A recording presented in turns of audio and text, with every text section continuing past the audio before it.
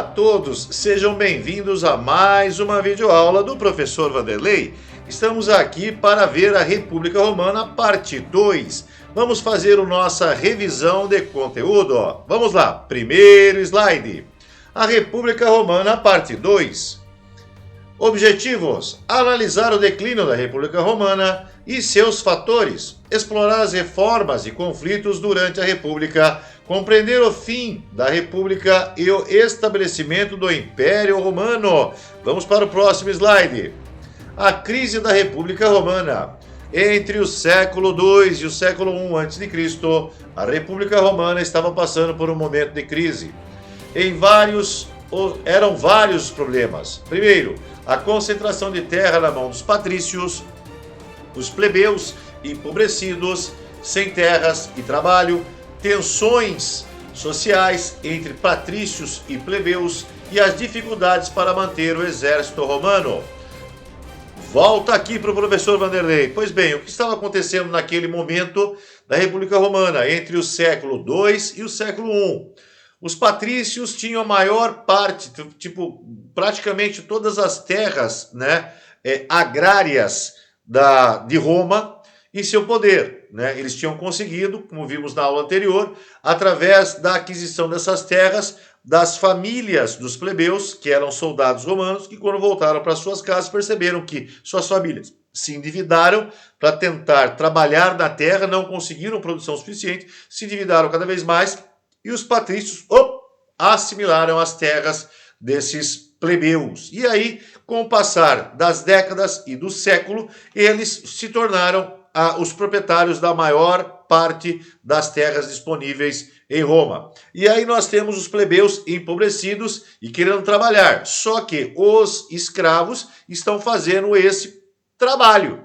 Então o plebeu não tem nem terra nem lugar para trabalhar. Tá? E aí as tensões sociais entre patrícios e plebeus começam a explodir. E as dificuldades de manter o exército romano, sendo que os plebeus estão empobrecidos, não têm o que comer, como que vão participar do exército? É complicado, né? Onde eu vou deixar minha família para poder ir lutar pelo exército romano? Tá? Então esses fatores são os fatores que vão levar a uma crise profunda na República Romana. Ok? Vamos para o nosso próximo slide. Tibério Graco e a reforma agrária. Tibério Graco foi eleito representante dos plebeus e propôs uma reforma agrária, ou seja, uma mudança na propriedade de terra. Não poderia haver latifúndio às grandes propriedades.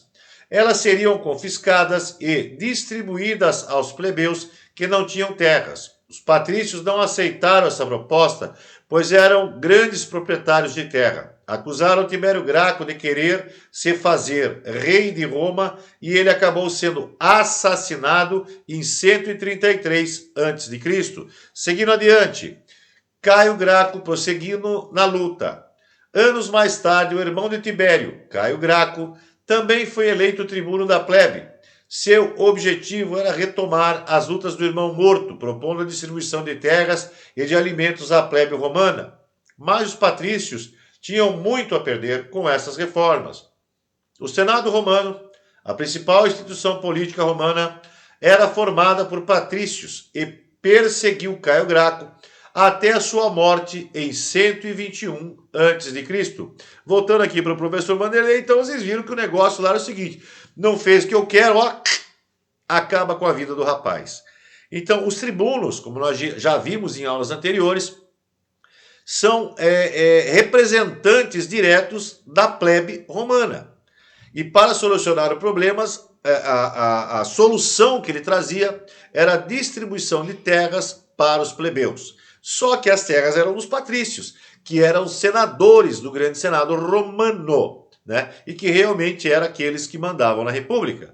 Então, tanto o irmão Tibério quanto o irmão Caio foram perseguidos e assassinados para acabar com essa ideia de distribuição de terras, ok?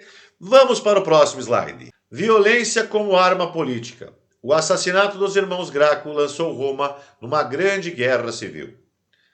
Entre aqueles que queriam reformas e aqueles que defendiam manter as coisas como estavam, Ao matar os tribunos da plebe, os patrícios ultrapassaram a linha perigosa. A política deixava de ser disputada por meio das palavras e ideias. Com essas mortes, a cidade de Roma vivera décadas de instabilidade. Seguindo adiante, reforma agrária. O que os irmãos Graco propunham em Roma era uma reforma agrária, ou seja, reorganizar e redistribuir as terras em um território. Você sabia que no Brasil também existem pessoas que lutam por reforma agrária? Mas, assim como Roma, essa é uma proposta que envolve muitos interesses e muitas disputas, ok? Seguindo adiante, se faltam soldados, paga-se salário. Com o empobrecimento da plebe, o exército romano teve dificuldades de se manter. Com uma plebe faminta, quem serviria os exércitos? Um político romano de muito prestígio nas guerras, chamado Caio Mário, teve uma ideia.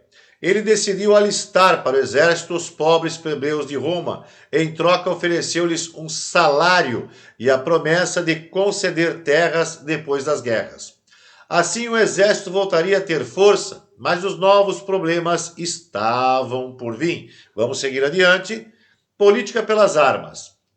Alguns políticos em Roma começaram a perceber que, ao pagar salários para os soldados, ganhavam sua lealdade e confiança. Assim, poderiam usar seus exércitos como forma de aumentar o seu poder e prestígio político.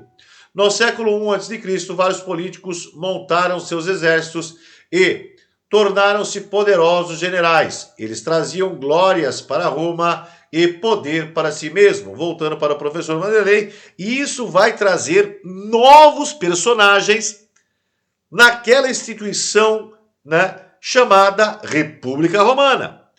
Esses personagens estão se preparando, né, para se manter no poder. Vamos lá? Vamos para o próximo slide. Júlio César, o mais famoso dos generais. Um desses homens ambiciosos se chamava Caio Júlio César. Ele decidiu montar um grande exército e conquistar territórios para Roma. Era uma maneira de ganhar fama e popularidade. Ao mesmo tempo, ganhava prestígio político e influência em Roma.